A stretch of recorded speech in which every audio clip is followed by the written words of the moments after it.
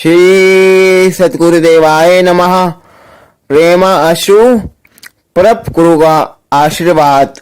बोलो जयकारा बोल मेरे श्री गुरु महाराज की जय। बोलो श्री जगन्नाथ महाप्रभु की जय।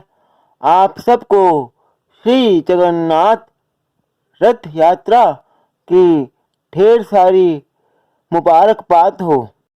श्री जगन्नाथ रथ यात्रा विश्व भर में काफ़ी प्रसिद्ध है। काफ़ी भक्तजन रथ यात्रा अपने घरों में भी बनाते हैं और आसपास के मंदिरों, देवस्थान, देवालयों में भी बड़ी धूमधाम श्रद्धा के साथ बनाते हैं। श्री जगन्नाथ महाप्रभु भक्तों के वशीभूत है एवं अपने भक्तों प्रिय संतों से बहुत ही ज़्यादा प्यार करते हैं, इसलिए उनकी आंखें हमेशा खुली रहती है। उनकी आंखों के ऊपर पलकें नहीं है। वह करुणामयी प्रेम भरी निगाहों से हमें सदैव देखते रहते हैं। ऐसे हैं हमारे श्री जगन्नाथ महाप्रभु। श्री जगन्नाथ महाप्रभु तारू ब्रह्म है।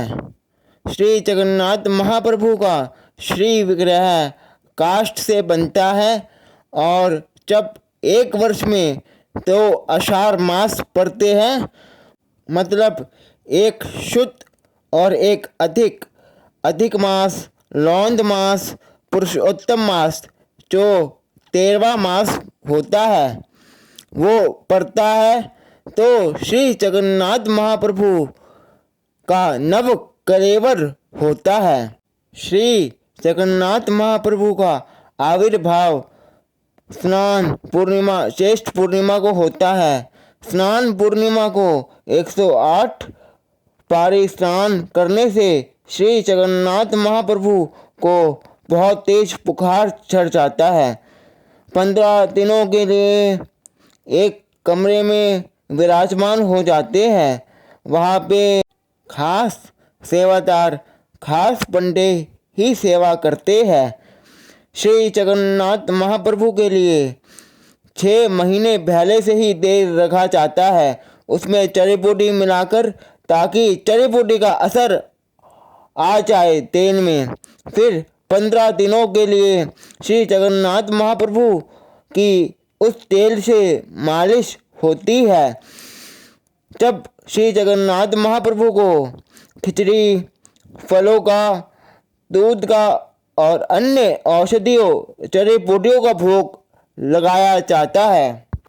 फिर आषाढ़ अमावस्या के दिन श्री जगन्नाथ महाप्रभु श्री मंदिर में आ जाते हैं। फिर गुप्त नवरात्रे जब से शुरू होते हैं, प्रतिपदा को श्री जगन्नाथ महाप्रभु अपने नव यौवन रूप में दर्शन देते हैं और रथ यात्रा वेदी जो मंदिर में ही बनी होती है उस पर विराजमान हो जाते हैं। फिर अगले दिन आषाढ़ मास के शुक्ल पक्ष की द्वितीया को सुबह से ही अलग अलग नीतियाँ होती है और श्री जगन्नाथ महाप्रभु की पहांडी होती है।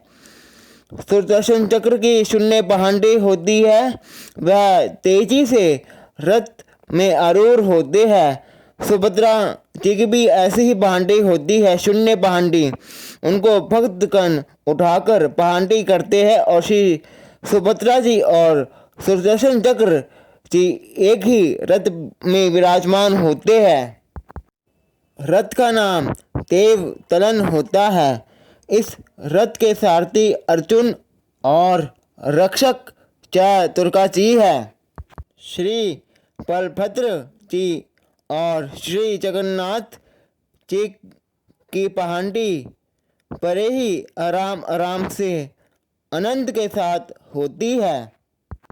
श्री बलभद्र जी के रथ का नाम तालध्वज है।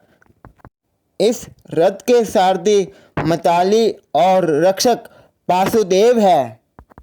श्री जगन्नाथ महाप्रभु के रथ का नाम नंदी घोष है। इस रथ के सारथी तारुका और रथ के रक्षक करुण और श्री हनुमंत जी है। श्री महाप्रभु के रथ के ऊपर त्रिलोक के मोहिनी ध्वजा फहरती रहती है, इसलिए इस रथ को करुण ध्वज भी कहते हैं, क्योंकि ध्वजा पर श्री करुण जी ही विराजमान होते हैं। श्री जगन्नाथ महाप्रभु के रथ का निर्माण तो बसंत पंचमी से शुरू हो जाता है। बसंत पंचमी के दिन रथ की काष्ठ श्री पुरुषोत्तम क्षेत्र में लाई जाती है। पहले के समय तो लकड़ियाँ काष्ठ पानी के रास्ते से और बैलगाड़ी के सहारे लाई जाती थी, पर आधुनिक समय में ट्रकों की सहायता से लाई जाती है। पर परंपरा के अनुसार एक बैलगाड़ी से आज भी लाई जाती है। फिर अक्षय तृतीया के दिन से रथ का निर्माण शुरू हो जाता है और श्री जगन्नाथ जी की रथ यात्रा के दिन तक निर्माण कार्य संपूर्ण हो जाता है। श्री जगन्नाथ रथ यात्रा बनाने के पीछे कारण यह है कि एक बार श्री सुभद्रा जी ने श्री जगन्नाथ जी को ये इच्छा प्रस्तुत की कि मैं नगर देखना चाहती हूँ। तो आषाढ़ मास की तृतीया में बलभद्र जी, श्री सुभद्रा जी, श्री जगन्नाथ जी नगर देखने को निकलते हैं। फिर इस दौरान अपनी मौसी श्री कुंडिजा जी के पास 7 दिन तक ठहरते हैं। फिर आषाढ़ मास की शुक्ल पक्ष की दशमी को पुनः यात्रा होती है। इसी के बीच में हेरा पंचमी पर श्री लक्ष्मी जी जगन्नाथ जी को ढूंढते कुंडिजा मंदिर तक पहुंच जाती है और रथ को देखकर वापस आ जाती है। उनको पता चल जाता है कि श्री जगन्नाथ जी अपनी मौसी कुंडिजा के पास है। फिर आषाढ़ मास के शुक्ल पक्ष की एकादशी, जिसको देवशयनी एकादशी भी बोलते हैं, श्री जगन्नाथ महाप्रभु रथ में ही सोना वेश धारण करते हैं। तत्पश्चात श्री लक्ष्मी जी तो बलभद्र जी और सुभद्रा जी को तो मंदिर में प्रवेश करने देती है और श्री जगन्नाथ महाप्रभु रसगुल्ले देकर श्री लक्ष्मी जी को बनाते हैं और श्री मंदिर में प्रवेश कर जाते हैं। इसी श्री जगन्नाथ महाप्रभु की लीला को निरात्री विजय बोलते हैं और इस महालीला के बाद श्री बलभद्र जी, श्री सुभद्रा जी, श्री जगन्नाथ महाप्रभु, श्री सुदर्शन चक्र जी, श्री लक्ष्मी माता श्री मंदिर में विराजमान हो जाते हैं। फिर 1 वर्ष बाद श्री जगन्नाथ रथ यात्रा दोबारा से होती है। यह क्रम चलता रहता है, यह परंपरा चलती रहती है। महाप्रभु की लीला भक्तों के कल्याण के लिए होती है, ताकि भक्तजन उनको 1 साल में 1 बार आमने सामने से देख सके और श्री जगन्नाथ महाप्रभु भी अपने दर्शन देकर अपने भक्तों से मिलकर प्रसन्न हो जाते हैं। जैसे कि रथ यात्रा है तो ये श्री जगन्नाथ जी के लिए रथ है, कार रूपी रथ, जीप रूपी रथ है ये। तो इसमें विराजमान होकर श्री जगन्नाथ जी यात्रा करेंगे।